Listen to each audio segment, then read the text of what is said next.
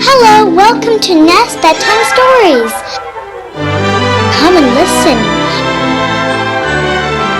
Are you comfy? Okay, let's begin. Broom on the Broom by Donaldson and Axel Scheffler. The witch had a cat and a very tall hat and long ginger hair which she wore in a plait. How the cat purred and how the witch grinned as they sat on their broomstick and flew through the wind. But how the witch wailed and how the cat spat when the wind blew so wildly it blew off the hat. "Down!" cried the witch, and they flew to the ground. They searched for the hat, but no hat could be found. Then out of the bushes on thundering paws there bounded a dog with a hat in his jaws. He dropped it politely, then eagerly said, as the witch pulled the hat firmly down on her head, "I'm a dog as keen as can be. Is there room on the broom for a dog like me?" "Yes!" cried the witch, and the dog clambered on. The witch tapped the broomstick and whoosh, they were gone. Over the fields and the forests they flew. The dog wagged his tail and the stormy wind blew. The witch laughed aloud and held on to her hat, but away blew the bow from her long ginger plait. "Down!" cried the witch, and they flew to the ground. They searched for the bow, but no bow could be found. Then out from a tree with an ear-splitting shriek there flapped a green bird with the bow in her beak. She dropped it politely and bent her head low, then said, as the witch tied her plait in a bow, "I'm a bird as green as can be. Is there room on the broom for a bird like me?" "Yes!" cried the witch, so the bird fluttered on. The witch tapped the broomstick and whoosh, they were gone. Over the reeds and the rivers they flew. The birds shrieked with glee and the stormy wind blew. They shot through the sky to the back of beyond. The witch clutched her bow but let go of her wand. "Down!" cried the witch, and they flew to the ground. They searched for the wand, but no wand could be found. Then, all of a sudden, from out of a pond leapt a dripping wet frog with a dripping wet wand. He dropped it politely, then said with a croak, as the witch dried the wand on a fold of her cloak, "I'm a frog as clean as can be. Is there room on the broom for a frog like me?" "Yes!" cried the witch, so the frog bounded on. The witch tapped the broomstick and whoosh, they were gone. Over the moors and the mountains they flew.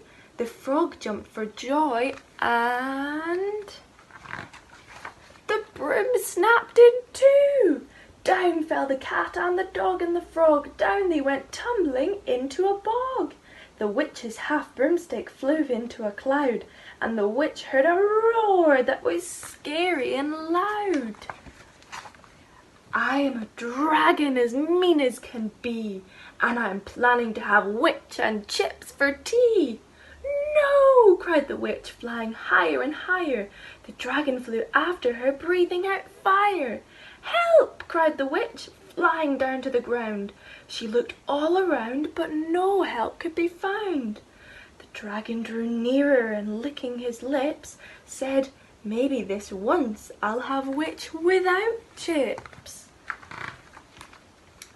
But just as he planned to begin on his feast, from out of a ditch rose a horrible beast. It was tall, dark and sticky, and feathered and furred.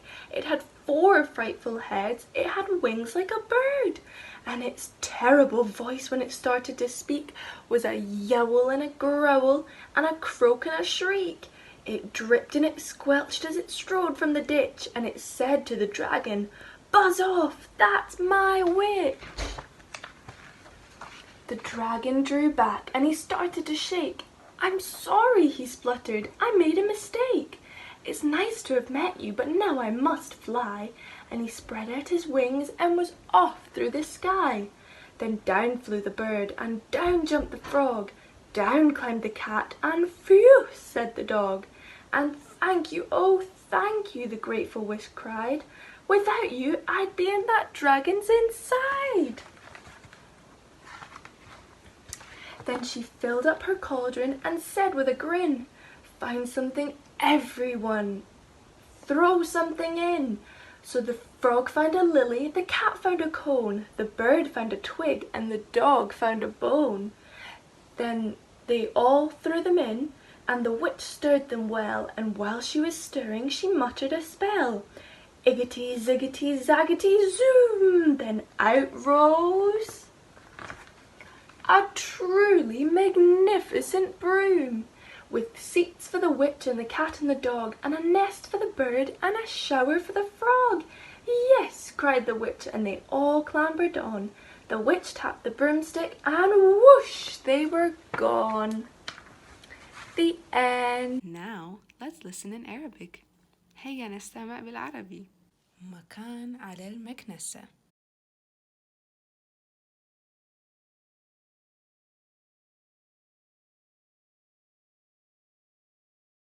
كان لدى الساحرة قطة وقبعة طويلة جدا وشعر برتقالي طويل الذي كانت تصففه كالضفيرة.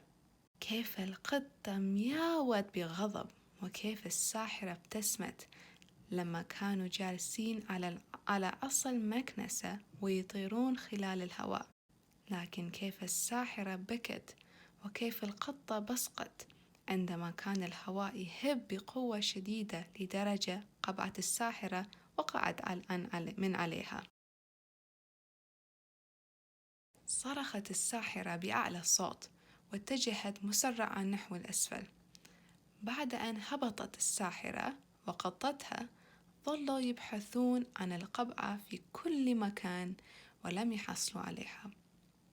وفجأة خرج كلب لطيف من وسط الكهف حاملا معه القبعة، ثم سألهم بكل لطف: هل هنالك مكان الكلب مثلي معكم؟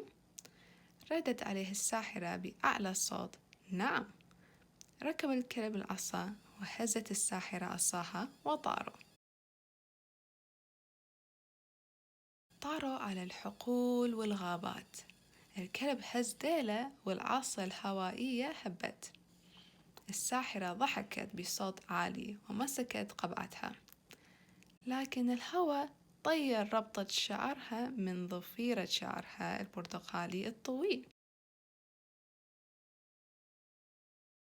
صرخت الساحرة، اتجهت مسرعا نحو الأسفل وهبطوا على الأرض ليبحثوا عن ربطة شعرها، لكن ربطة الشعر كانت غير موجودة.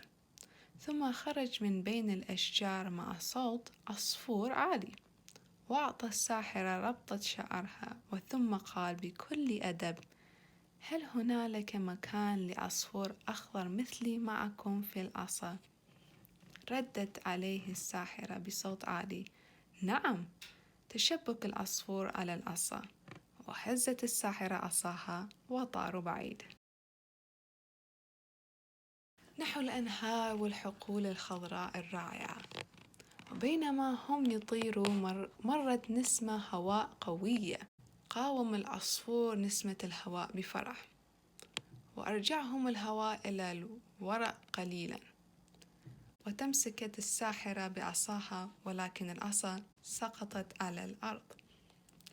بكت الساحرة وظلت تبحث عن عصاتها ولكنها لم تجدها. وفجأة خرج من بركة الماء ضفدع مبلل يقطر من الماء حاملا معه عصا الساحرة. رمي ضفدع العصا بكل أدب: كروك، اللي هو صوت الضفدع. هل هنالك مكان لضفدع مثلي في مكنستك الساحرية؟ ردت عليه الساحرة: نعم، هيا بنا. انضم الضفدع معهم في المكنسة وهزت الساحرة عصاها وطاروا بعيدا فوق الجبال والمستنقعات. قفز الضفدع بفرح وفجأة انقسمت العصا إلى نصفين وسقطت القطة والكلب والضفدع أرضا في المستنقع. والساحرة ظلت تطير بين السحب وفجأة خرج صوت مخيف قائلا: أنا التنين، أكثر حيوان بغيض، وأنا أخطط لوضع الساحرة والبطاطس للشيء الذي سوف أشربه. صرخت الساحرة بلا. حاولت الطيران لأعلى وأعلى، لكن التنين قدر أن يلحق خلفها، وكان ينفث النار من فمه. صرخت الساحرة: ساعدوني! وقامت بالهبوط على الأرض. بحثت حواليها عن مساعدة، لكن ما من أحد يساعدها. لكن بينما كان التنين يحضر الأكل، من الخندق خرج وحش مخيف. كان الوحش طويلا، ووجهه كان مخيف، وجلده مغطى بالشعر الكثيف، وكان لديه 4 وجوه مخيفة وجناحين مثل الطيور. وصوته كان مخيف عندما بدأ في الكلام: رول وحش، وزعق بصوت عالي، وقال بصوته المخيف للتنين: أطلق سراح الساحرة. التنين قام بتراجع إلى الخلف، وصار يرتجف خوفا، ثم قال بتعمم: أنا آسف، قد فعلت شيء خطأ. إنه من الجميل معرفتك، لكن الآن يجب على الطيران. وطار الوحش أيضا، وفجأة طار العصفور وقفز الضفدع إلى الساحرة، وتسلق الكلب السيارة وقال: شكرا لك. وبكت الساحرة وقالت: كنت سأكون في بطن التنين. منت الساحرة القدر وقالت بابتسامة: على جميع إيجاد أي شيء ورميه داخل القدر.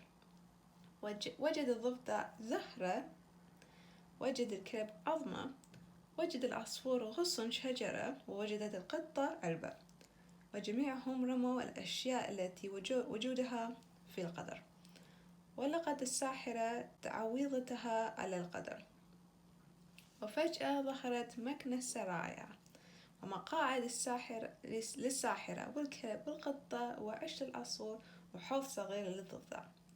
وصاحت الساحرة بصوت عالي: هيا بنا! وجميعهم أسرعوا وجلسوا في أماكنهم. هزت الساحرة عصاها وطاروا بعيدا. Thanks for listening. See you next time, Nesties. Good night.